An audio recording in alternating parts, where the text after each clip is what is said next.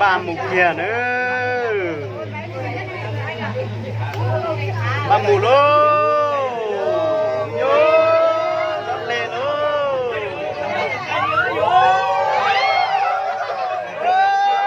chấp rồi luôn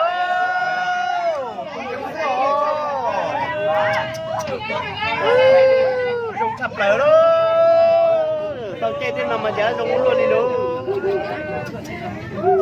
không nói ròm không nói nữa cái chạp lại đi luôn chạy đi ó chụp chạy cha lò chính cờ tên luôn chính cờ lò đi luôn cháu không gì nữa giờ này tao chạy liều mà chạy này vô dùng xe cờ đi thế luôn ôi vô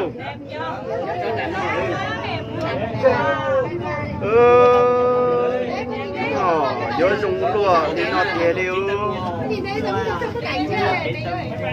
nói luôn là toàn tới nữa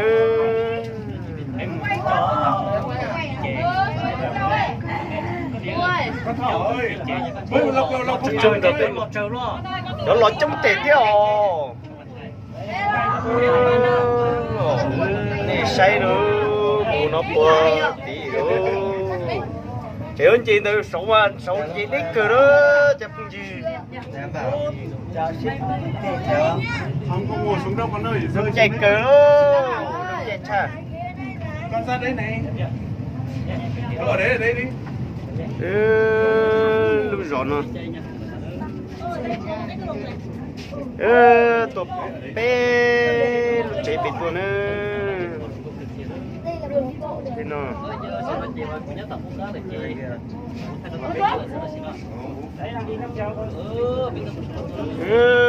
giờ đi lưu là tuần đấy kia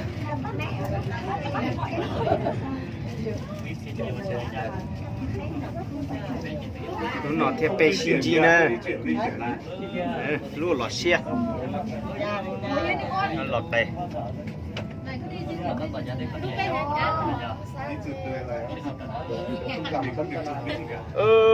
lấy mà một chỉ thì chết tỏ luôn để hai giống nó sao con nó chết tỏ nữa cái này đẹp mà cha chó lo em không lọt trừ luôn nè họ đã đi xuống rồi. Nhưng mà những người xuống ít nhỉ.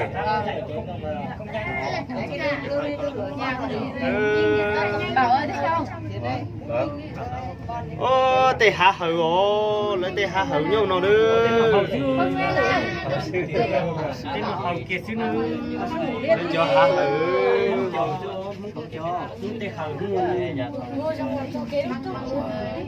Chị luôn trong nữa, chị xe rủ sổ à. Ta tỏ lời với từng chị rồi thì nó thiên đàng. Tổng tuổi từng chị nữa.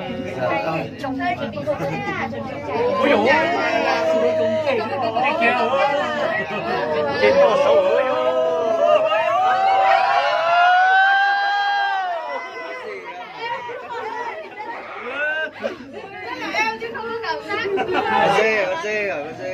Con dê lấy chị chỉ giúp bật nó nè ô chị thằng mà xin chạy chéo theo rồi chị chạy à không hả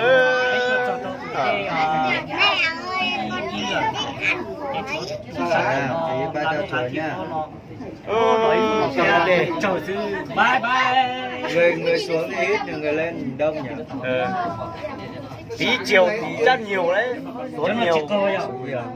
Chiều tí nó bắt đầu xuống đông. Sợ quá bác mình ơi.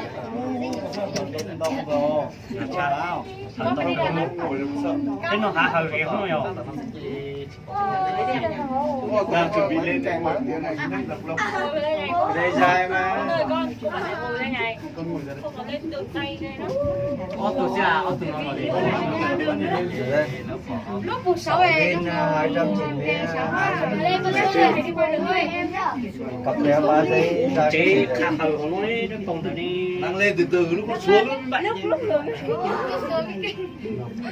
dạ đang lên nó từ từ đây phải trả lời mà chắc tôi những chuyện tôi chơi vô giờ cặp này nó chắc như thế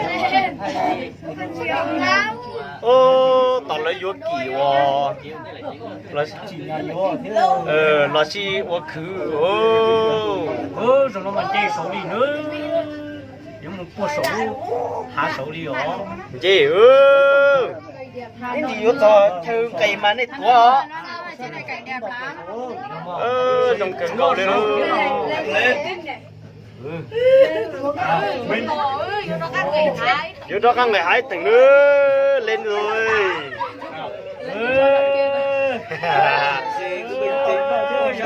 không sợ đâu không sợ đâu ghê hả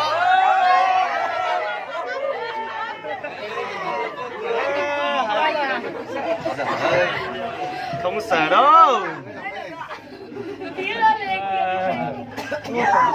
xin lỗi luôn đi luôn sợ mà sợ luôn say cơ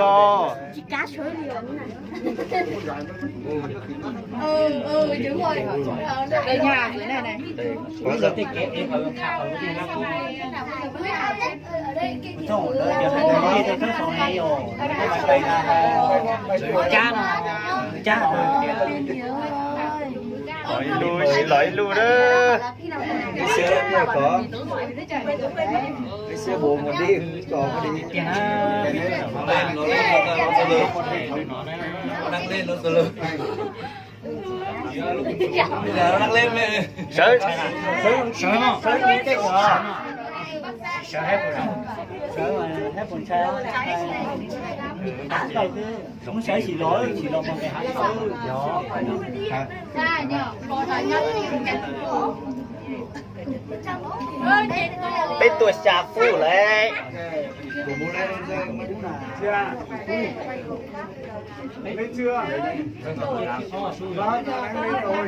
đâu chị tiêu bên phải no đâu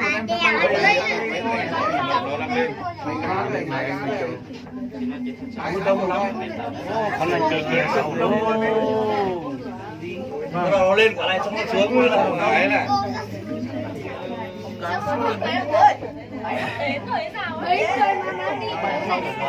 có lời kia kia là mạnh kìa cái này mạnh này cả những người đâu cái này mới đi xong rồi tao lên nhanh còn có người dốc xì luôn trong luôn lúc tao nó mạnh sẽ hai giả đeo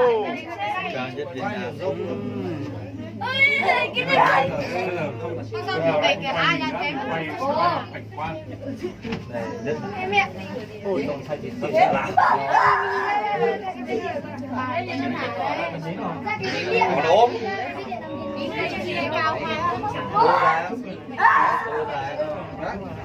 sao nhanh lên nó xuống mình phải hét thật to mà mình không sợ ô tôi mà màn tôi ấy chắc trời ta luôn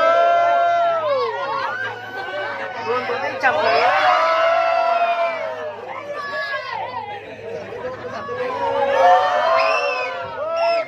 chậm rồi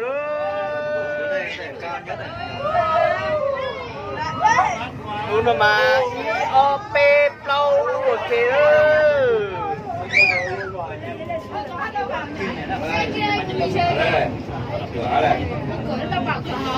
ô lúc nào cứ hà nội chỉ chết chạy chúng đã thế ư ôi bây giờ xem mẹ hỏi cho tôi ơ chúng chạy ô chúng chạy thế ô nó nghiêng hắn nó to cực kìa luôn hàng là to cực khổ đấy cắt nghiêng như là ô tô nghiêng trên đường này hết tiền nữa to cỡ luôn là luôn hắn đi chập lờ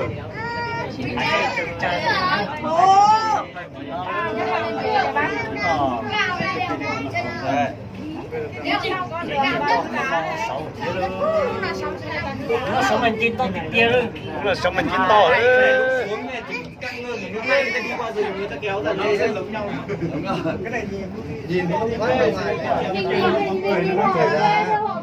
Cái đường lên đây luôn. Đúng không? nó không có người nữa. Ô chập lúc hạ bột tí nó lấy chỉ cho hơi này rồi. Ô lúc hả nào chết tiêu mà. Tóc cơ hố. Chọc cơ thì sao rồi.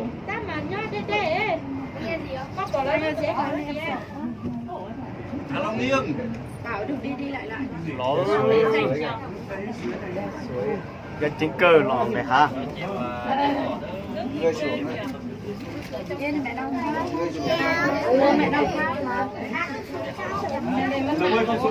Chị to luôn. Ô lúc bé ra chị tránh cái lúc chồng ấy chưa lúc bé kìa. Suối ở nào kìa? Suối cái con suối không? Đây này. Suối. Nhìn chị to một chị tàu chính luôn.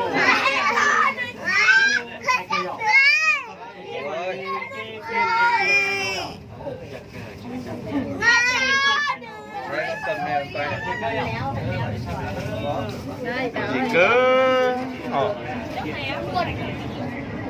rồi gì ta đi luôn. Đấy, mây vô. Chắc cái đứa lên đấy là sờ đến mây rồi á.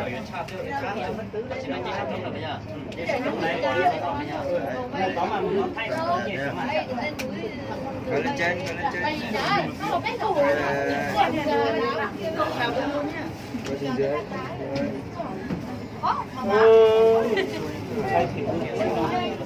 Chị to luôn. Dép ra. Nhìn mây Chị Bye bye đi. mua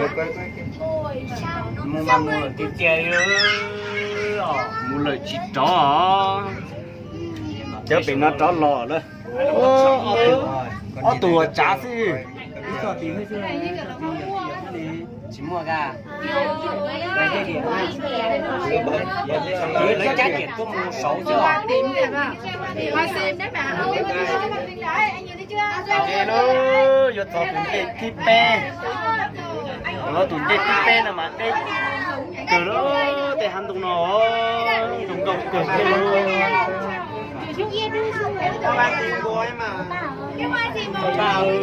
bao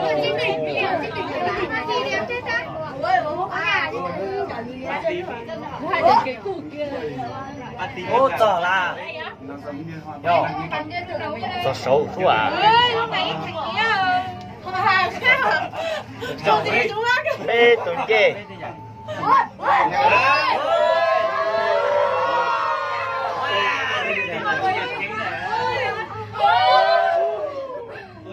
cái tùng nữa suối hả Cái chai chai ở trong hay là trên đây cảnh ở Tây Du Ký kia trên thuyền kia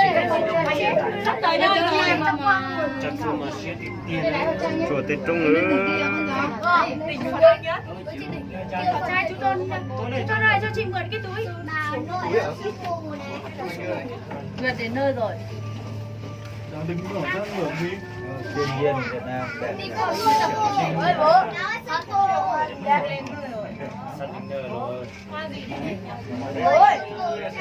bố cây này đẹp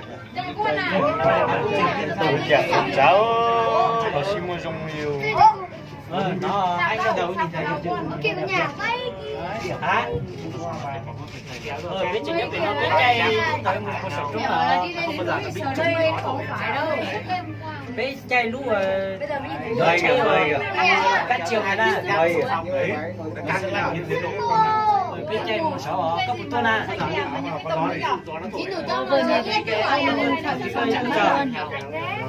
tôi vừa nhìn thấy trên đỉnh núi bây giờ mưa nó bay lại bắt xúc bò cho nó chỗ nào xúc bò xưa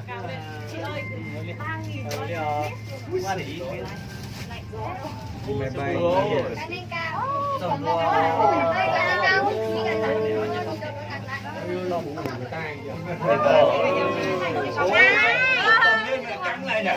Ủa, không mặc thịt cơ là. Mổ bao hết rồi. Ê, sao đi nhận thế nhỉ? Đến rồi.